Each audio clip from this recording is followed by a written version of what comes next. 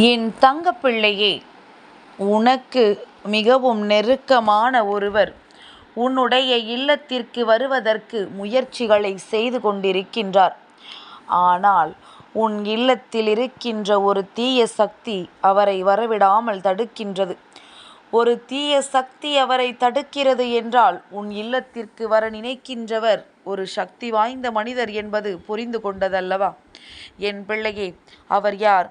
அவர் எதற்காக உன் இல்லத்திற்கு வருவதற்கு முயற்சிகளை செய்கின்றார்?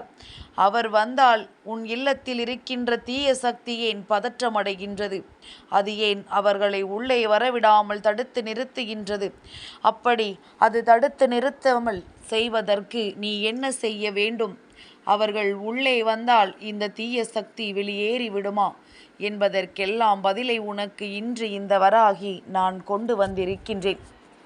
என் பிள்ளையே, உனக்கு மிகவும் நெருக்கமான இவர் வர வேண்டும் என்றும் உன் இல்லத்திற்கு வந்து அமர வேண்டும் என்றும் எத்தனை காலமோ என் பிள்ளை தவமாய் தவம் கிடந்து கொண்டிருக்கின்றாய். இவர்கள் ஒரு முறை வந்து விட்டாலே போதும் மனது சந்தோஷமடையும் என்று என் பிள்ளை நீ நினைத்து கொண்டிருக்கின்ற நேரத்தில் இவர்களின் வருகை இப்பொழுது உன் இல்லத்தை நோக்கி இருக்கின்றது. ஆனால் தீய சக்தி அங்கே இருந்து தாண்டவமாடி கொண்டிருக்கின்றது. உன் இல்லத்திற்குள் தீய சக்தி நுழைந்து பல நாட்கள் ஆகிற்று.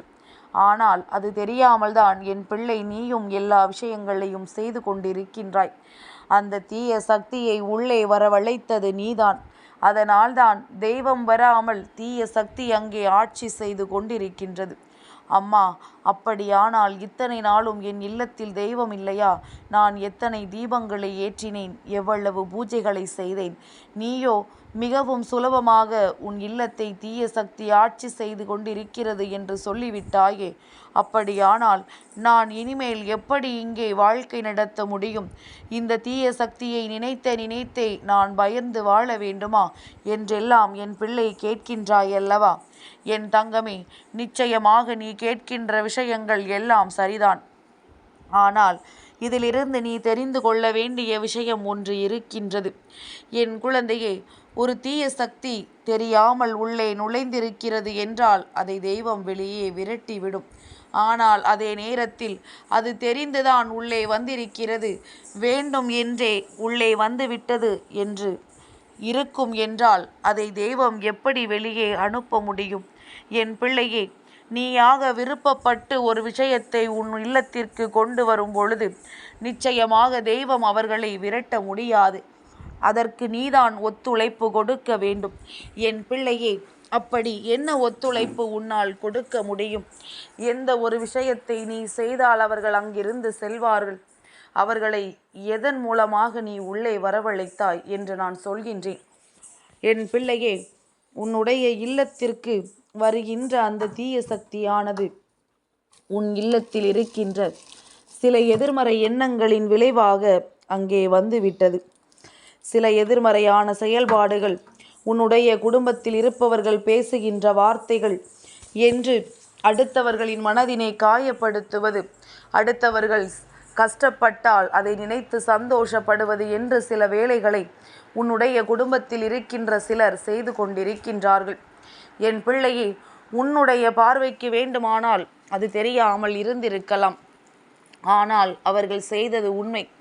இதனால் தான் தெய்வ சக்தி உன் இல்லத்தை விட்டு வெளியேறி தீய சக்திகள் அங்கே மிகவும் எளிமையாக உள்ளே வர தொடங்கிவிட்டது. அவர்களுக்கு உன் குடும்பத்தில் இருப்பவர்கள் செய்த தவறு மிகவும் வசதியாகிவிட்டது உள்ளே நுழைவதற்கு.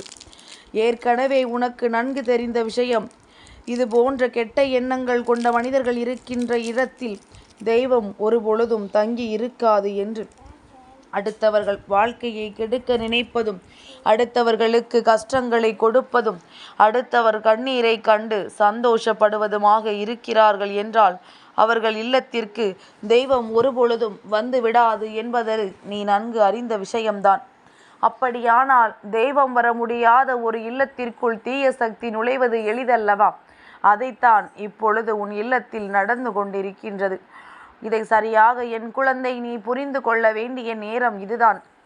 என் தங்கமே, உன்னுடைய வாழ்க்கையில் இது போன்ற செயல்களை செய்து கொண்டிருக்கின்ற இந்த தீய சக்தியினுடைய பலன் என்னவென்று தெரிய வேண்டும் அல்லவா? எந்த ஒரு நல்ல காரியமும் உன் குடும்பத்தில் நடக்காமல் இருக்கின்றது. எந்த ஒரு காரியத்தை எடுத்தாலும் தோல்விகள்தான். சரி, இவர்கள் வந்து விட்டார்கள். அப்படியானால் உள்ளே வர முயற்சிகளை செய்து கொண்டிருப்பது யார்? என் தங்கமே, உனக்கு மிகவும் நெருக்கமான அவர் யார் தெரியுமா? வேறு யாரும் கிடையாது, உன்னுடைய குலதெய்வம். என் பிள்ளையே, உன்னுடைய குலதெய்வம் உன் இல்லத்திற்கு வர முயற்சி செய்யும் பொழுதுதான் இந்த தீய சக்தி அங்கே இருப்பதை கண்டுபிடித்தார்கள். அவர்களுக்கு அப்பொழுதுதான் தெரிந்தது, இந்த தீய சக்தியை இங்கிருப்பவர்களே உள்ளே நுழைய விட்டு விட்டார்கள் என்று. தீய சக்தி என்பது என் பிள்ளையே பேயோ பிசாசோ கிடையாது. எதிர்மறையான எண்ணங்கள், எதிர்மறையான ஆற்றல்கள் உன் இல்லம் முழுவதும் நிரம்பி இருக்கின்றது. உன் இல்லத்தில் இருப்பவர்கள் செய்கின்ற விஷயங்களினால் இது போன்ற எல்லோர் மனநிலையும் மாறிவிட்டது. மனநிலை இப்படி இருக்கும் என்றால் அங்கே தெய்வம் ஒரு நாளும் வந்து விடாது. அதனால் என் குழந்தை, தெய்வத்தை உள்ளே வரவழைக்க வேண்டும் என்று நீ விரும்புவாயானால் உடனடியாக இந்த தீய சக்தியை அங்கிருந்து வெளியே விரட்ட வேண்டும். அப்படியானால் நேர்மறை எண்ணங்கள் கொண்டவர்கள் இந்த இல்லத்திற்குள் அதிகமாக இருக்க வேண்டும். நேர்மறை சிந்தனைகளோடும் நேர்மறையான எண்ணங்களோடும் எப்பொழுதுமே நீ இருந்து கொண்டிருப்பாயானால் நிச்சயமாக இந்த வாழ்க்கையில் தெய்வங்கள் உன் இல்லத்திற்குள் நுழைந்து விடுவார்கள். உன் இல்லத்திற்குள் வர நினைக்கின்ற உன்னுடைய குலதெய்வம் நிச்சயமாக உள்ளே வந்துவிடும். என் தங்கமே, இந்த மாதம் முழுவதும் தெய்வங்கள் உன் இல்லத்தை நோக்கி வந்து கொண்டிருப்பார்கள். அந்த நேரத்தில் இது போன்ற தவறுகளை செய்து அவர்களை உள்ளே வரவிடாமல் செய்துவிடக்கூடாது. என் பிள்ளைக்கு எத்தனையோ விஷயங்கள், எத்தனையோ பிரச்சனைகள், எத்தனையோ கஷ்டங்கள் இருந்தாலுமே எல்லாவற்றிலும் இருந்து மீண்டு வரக்கூடிய மன வலிமையும் உன்னோடு இருக்கிறது என்பதனை முதலில் நீ புரிந்து கொள்ள வேண்டும். என் பிள்ளையே, நல்ல மாற்றங்களும் நல்ல திருப்பங்களும் எதிர்நோக்கி நின்று கொண்டிருக்கின்ற இந்த வாழ்க்கையில் எல்லாமும் ஒரு நாள் உனக்கு மன நிறைவை கொடுக்கும் என்பதனை முதலில் புரிந்து கொள். உன்னுடைய குலதெய்வமே உன் இல்லத்திற்குள் வர முடியாமல் தவிக்கிறார்கள் என்றால் உன் இல்லத்தில் இருக்கின்ற நான் சொல்கின்ற இவரினுடைய மனநிலையில் நல்ல எண்ணங்களை கொண்டு வர வேண்டும்.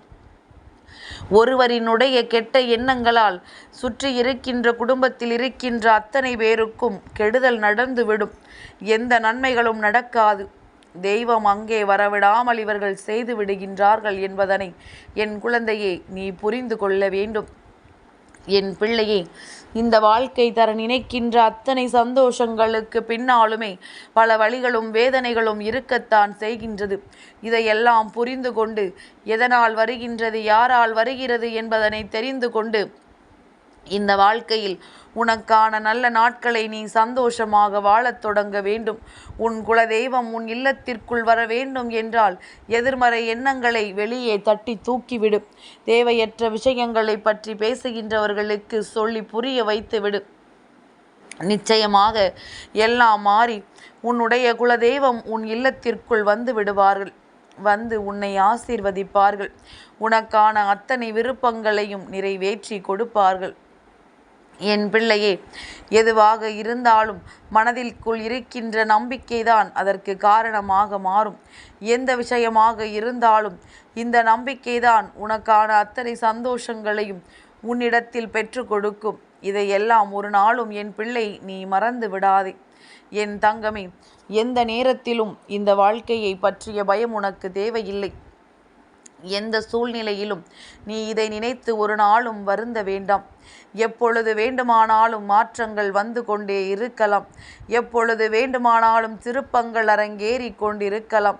அதனால் என்ன நடந்தாலும், என்ன சூழ்நிலையாக இருந்தாலும் அதை எல்லாம் சரியாக பயன்படுத்தி கொண்டு தெய்வங்களை உன் இல்லத்திற்குள் குடியமர்த்தி வைத்துவிடு. இது ஒன்றுதான் உனக்கான நல்ல நேரம் பிறப்பதற்கான ஒரே ஒரு வழியாக இருக்கும் என்பதனை நீ உணர வேண்டும். என் பிள்ளையே, இது உனக்கு புரிந்தால் மட்டும் போதாது. உன் குடும்பத்தில் இருக்கின்றவர்கள் தேவையில்லாத சிந்தனை கொண்டவர்கள், இவர்களுக்கு புரிய வேண்டும். இதனால் வாழ்க்கையில் நன்மைகள் நடக்கும் என்பதனை நீ உணர்ந்து விட்டால் போதும். எப்பொழுதுமே இந்த வாழ்க்கையில் உனக்கான சந்தோஷங்கள் முழு மனதோடு உன்னை தேடி வந்து கொண்டே இருக்கும் என்பதனை நீ புரிந்து கொள்வாய். எல்லாமும் உன் வசமாகப் போகின்ற நேரம் இவர்களை அன்போடு உள்ளே அழைத்து விடு. என் தங்கப்பிள்ளைக்கு இந்த வராகி அம்மாவினுடைய ஆசீர்வாதங்கள் எப்பொழுதும் உண்டு.